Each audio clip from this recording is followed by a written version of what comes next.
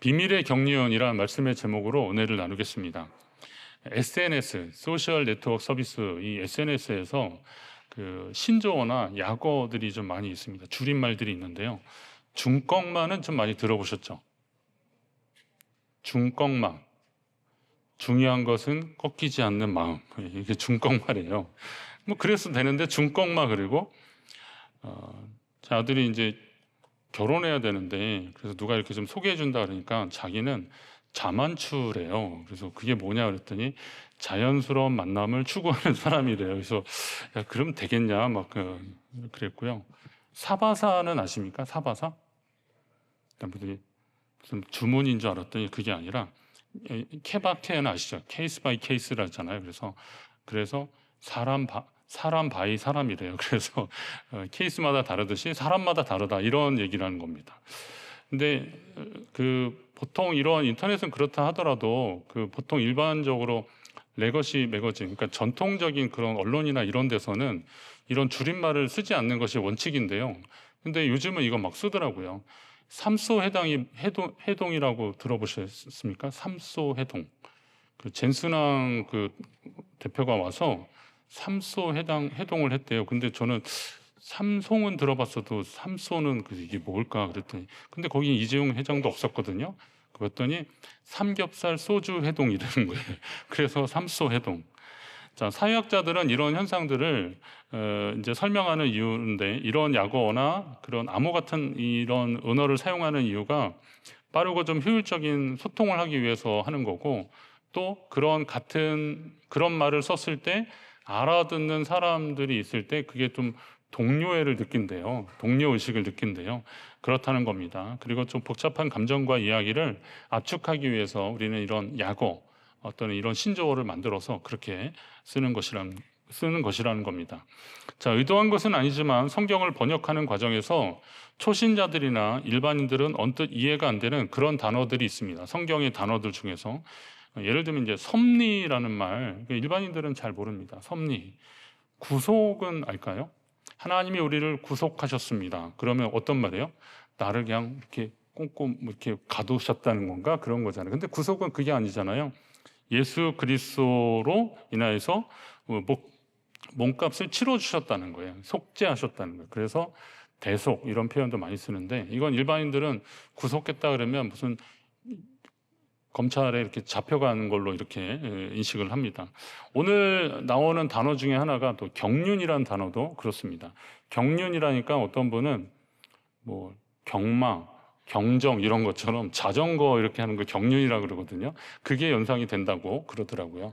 그러나 경륜은 헬라어로 이 오이코노미아라는 말인데, 이 말이 뭐냐면 바울이 여기 3장 2절에 나온 걸로 그냥 풀어서 이야기를 하면, 너희를 위하여 내게 주신 하나님의 그 은혜의 경륜을 너희가 들었을 터이라 그랬는데, 이건 다시 말해서 하나님의 구원 계획을 말할 때 이 경륜이라는 표현을 그렇게 쓰는 겁니다. 그런데 이제 뒤에 보면 9절에도 또 거기에는 비밀의 경륜이라는 말이 또 나오더라고요. 그래서 오늘은 은혜의 경륜, 비밀의 경륜, 이 이야기를 가지고 여러분과 함께 말씀을 나누면서 하나님이 오늘 우리에게 주시는 은혜가 있기를 주의 이름으로 축원합니다. 우선 우리의 삶도 경륜으로 인도하시는 하나님이시다, 이런 생각을 한번 해보십시오. 하나님의 구원 계획, 하나님의 계획, 이런 것을 경륜이라고 하는데, 우리의 삶도 하나님은 경륜으로 인도하신다. 성경에서 억울한 사람 하면 누가 대표적일까요? 요셉이 아마 그럴 것 같습니다. 욥도 나올 수 있는데, 욕이 아니라 욥이요. 자, 요셉은 참 억울했을 것 같습니다. 그는 애굽의 노예로 팔려갔는데, 그런 나중에 이제 총리가 되었잖아요. 그런데 그 형들을 대면했을 때 요셉이 아주 놀라운 고백합니다. 먼저 45장에 보면 하나님이 생명을 구원하시려고 나를 당신들보다 먼저 보냈다라고 그랬고, 당신들은 나를 해하려고 했지만 하나님이 그것을 선으로 바꿔주셨다, 이렇게 얘기합니다. 노예로 팔려갔는데 그게 이렇게 이야기할 정도라면 그가 어떤 마음을 가지고 살았는지를 알 수 있습니다.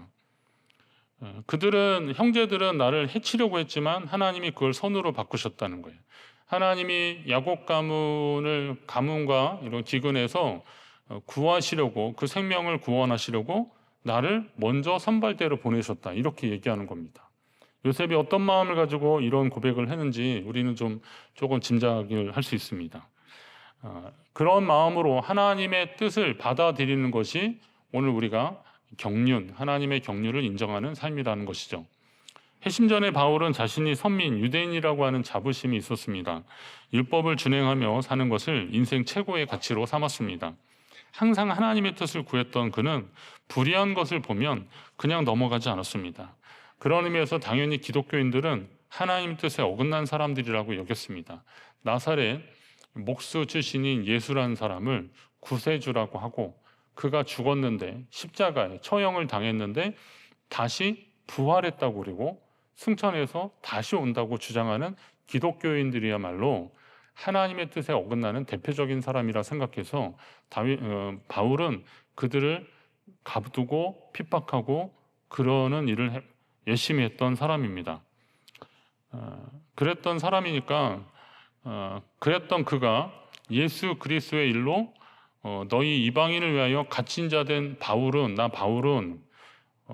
아니 유대인을 그렇게 같은 유대인으로서 기독교인을 핍박하고 그랬었는데, 아니 이방인을 위해서 갇힌 자 된 나 바울은, 이렇게 표현한 거는 그 사이에 어떤 일이 일어날까요? 이것은 바울이 예수님을 만났기 때문에, 그래서 예수님을 통해서 하나님의 깊은 뜻, 구원 계획을 알았기 때문에 오늘 이방인을 위하여 갇힌 자 된 내가 되었다라고 그렇게까지 고백하게 되는 겁니다. 이것은 바울이 예수님을 만난 이후에 복음을 전한 일과 연관이 되는데, 그가 복음을 전하면서 유대인들에게는 하나님의 뜻을 어기는 사람이 되었고, 또 로마 제국의 관리들에 의해서는 사회 질서를 어지럽히는 그런 사람으로 인정되는 겁니다. 그렇게 여겨지게 된 겁니다. 그래서 결국은 바울이 붙잡혀서 지금 감옥에 갇힌 그런 사람이 되었죠. 바울이 그런 상황에서 오히려 하나님이 나를 이방인을 위한 사도로 삼으셨다, 이렇게 고백을 하더라고요. 그러니까 요셉이 당신들은 나를 해치려고 했지만 하나님이 그것을 선으로 바꾸셨다, 이렇게 고백했던 것처럼 바울도 지금 이 일이 하나님이 나를 이방의 복음을 전하려고 하는 이방인을 위한 사도로 삼아주셨다, 이렇게 고백을 하면 이게 바울이 하나님의 뜻과 섭리를 이해하고 그리고 자기 삶에 적용시켰다라는 것을 우리는 알 수 있는 겁니다. 그러니까 바울의 생애를 통해서 보면 이게 놀라운 신앙 고백입니다. 그가 하나님의 섭리를 인정하기 시작하면서 사실은 이방인은 안중에도 없었거든요. 비록 그 이방 지역 길리기아 다소 출신이긴 하지만 그는 유대인이라고 하는 자부심이 있었고 율법에 충실한 바리새인이었거든요. 그랬던 사람이었으니까 이방인에게는 별로 그렇게 관심이 없는데, 이방인을 위한 사도로 하나님이 나를 세우셨다라고 했다면 그거는 어떤 일이 일어난 겁니까? 하나님이 나를 통해서 하실 일이 분명히 있을 것이다 라고 하는 그런 확신이 있었습니다. 그러니까 그의 삶에 일어나는 여러 가지 일들 중에서 하나님이 이때를 위해서 나를 그렇게 준비시키셨구나라는 그런 마음이 있었던 겁니다. 여러분은 어떻습니까? 여러분이 지금 하시는 일들이나 이곳에 있는 이 일들이 하나님 뜻 가운데 있는 것임을 믿으시기 바랍니다. 여러분이 지금 이 자리, 저는 그런 마음이 있거든요.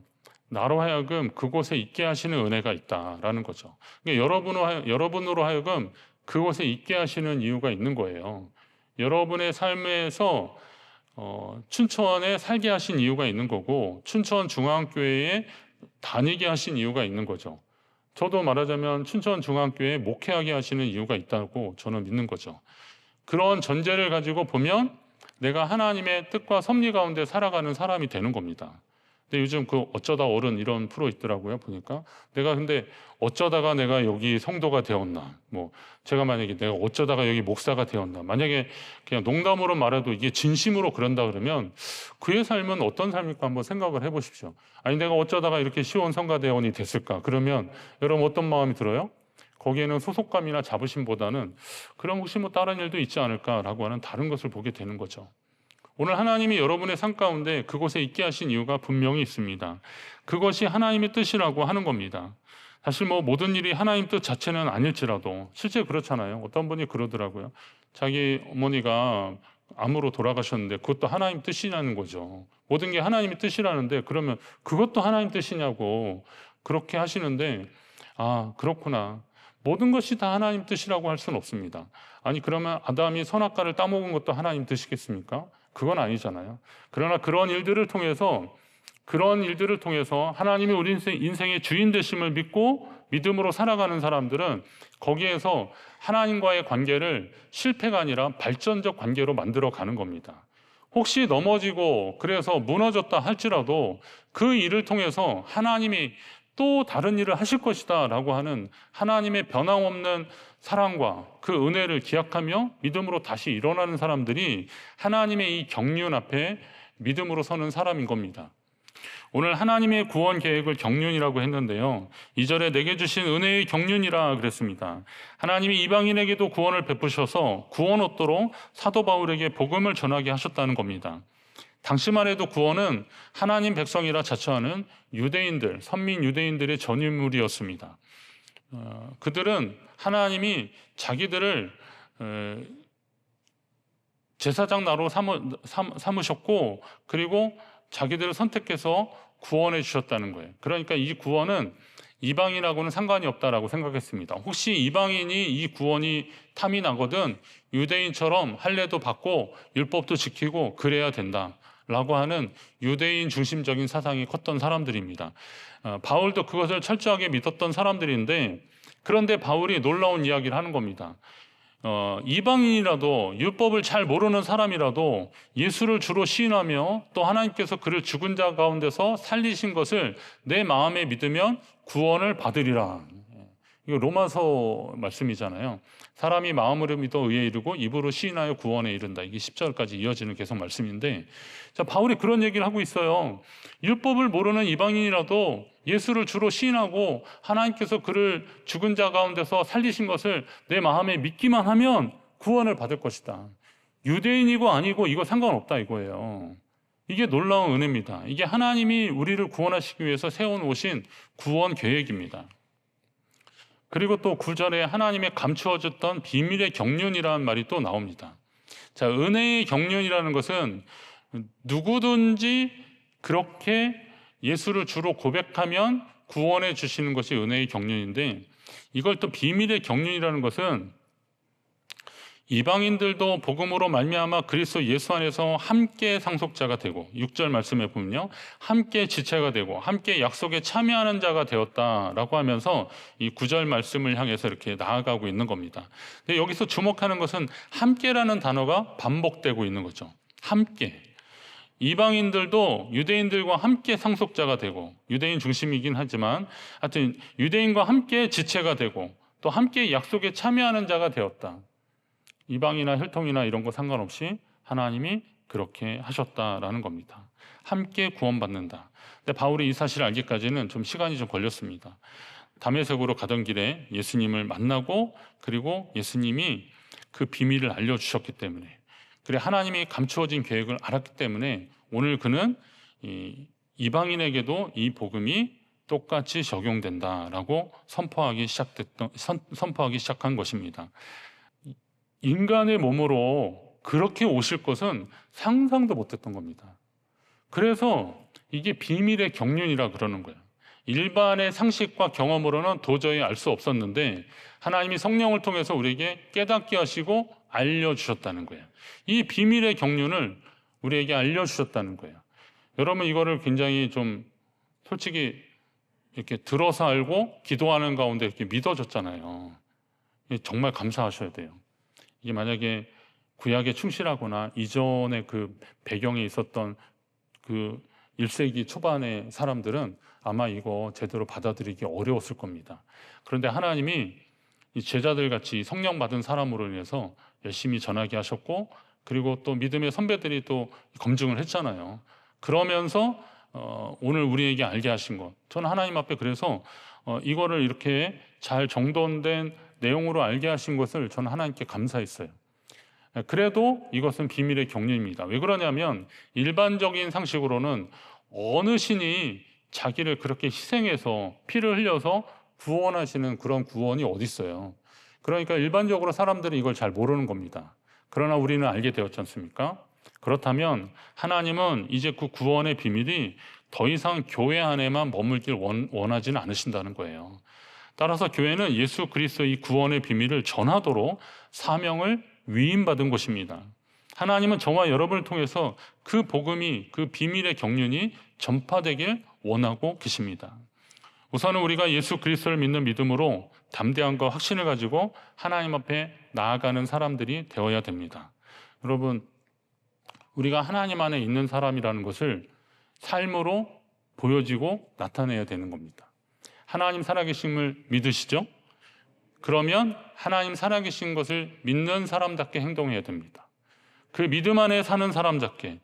사실은 하나님을 만나면 죽는다라고 생각하신 것이 구약적 사고였습니다. 그러나 예수 그리스도를 만나고 그 보혈의 공로를 힘입은 사람은 그 은혜의 보좌 앞에 담대히 나갈 담력을 얻은 거예요. 하나님이 그렇게 은혜를 주셨다는 거예요. 그러니까 하나님을 두려워하지 않고 기쁨으로 나아가는 삶을 보여줘야 되는 겁니다. 그리고 하나님 백성다운 삶을 이 땅에 살아내야 되는 겁니다. 우리가 그리스도의 편지라고 그랬잖아요, 바울이. 맞습니다. 오늘 우리의 삶을 통해서 하나님이 편지를 쓰고 계신다라고 생각을 해보십시오.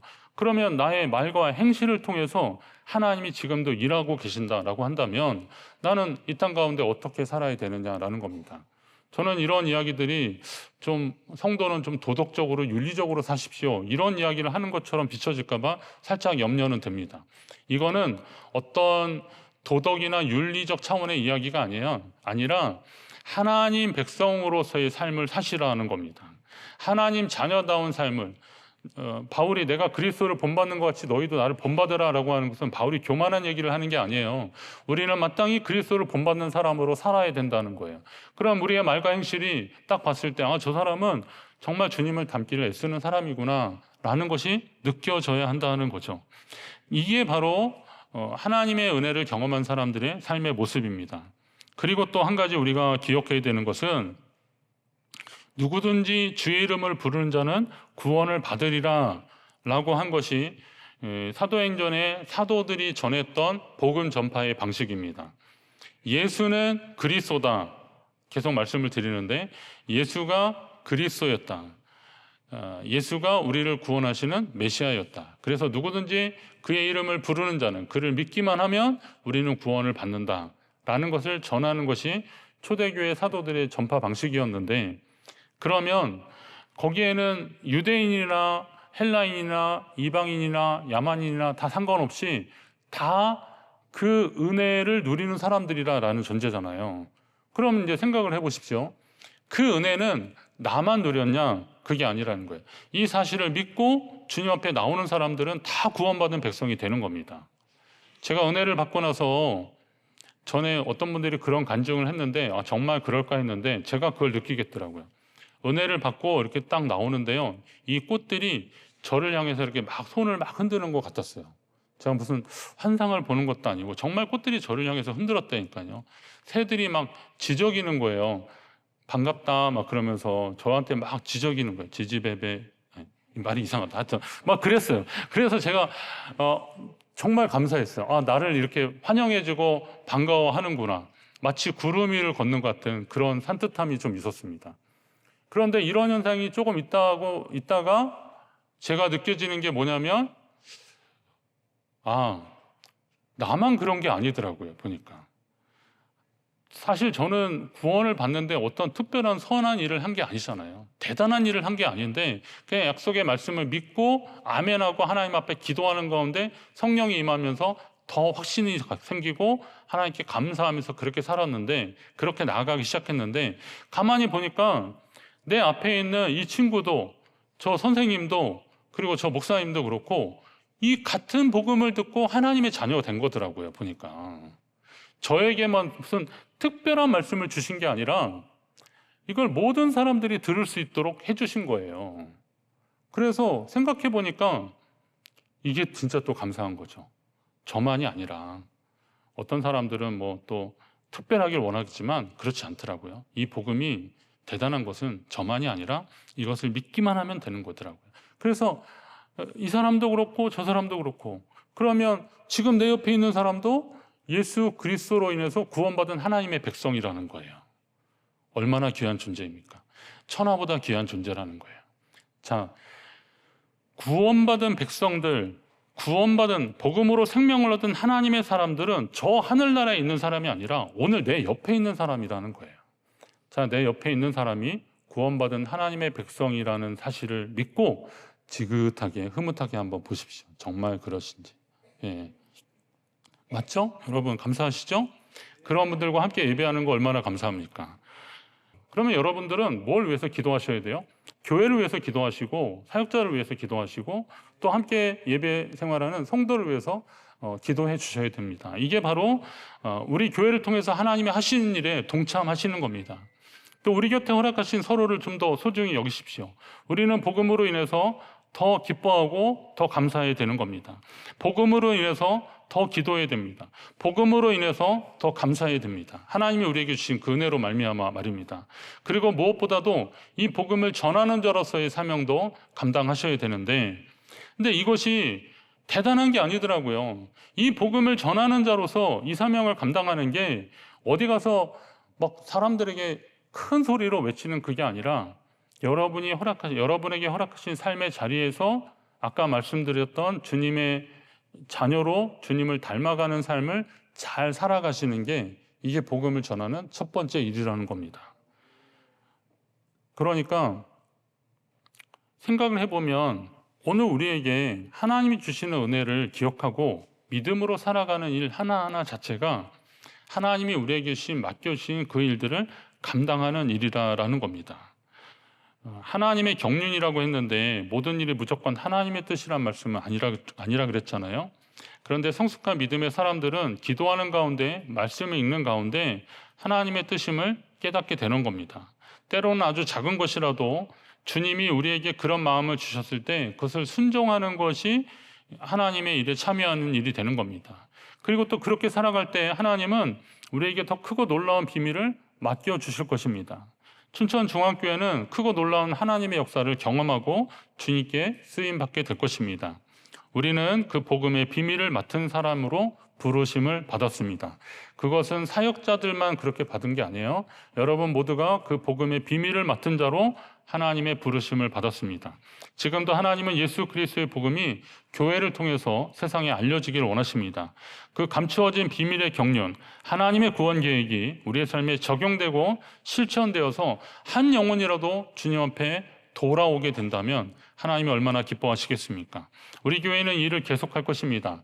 그런 의미에서 예배를 잘 드리는 것이 복음 전파입니다. 한번 따라합니다. 예배 잘 드리는 것이 복음 전파다. 네, 예배 잘 드리십시오. 예배 잘 드리고 말씀의 은혜 받고 성령 충만하고, 그래서 믿음으로 살아가야 되는 거잖아요. 내가 빈약하면 다른 데 가면 다른 사람들 부담만 주잖아요. 근데 영적으로 충만하면 내 삶을 통해서 예수 그리스도의 복음이 더 담대하게 전해지는 겁니다. 그리고 옆에 계신 형제 자매를 사랑하고 소중히 여기십시오. 아까 말씀드린 대로 나만 구원받은 게 아니라 이 같은 복음으로, 이 은혜의 복음으로 내 옆에 있는 사람도 같이 구원받았으니 이분들을 통해서 하나님이 함께 하신 일들이 있는 겁니다.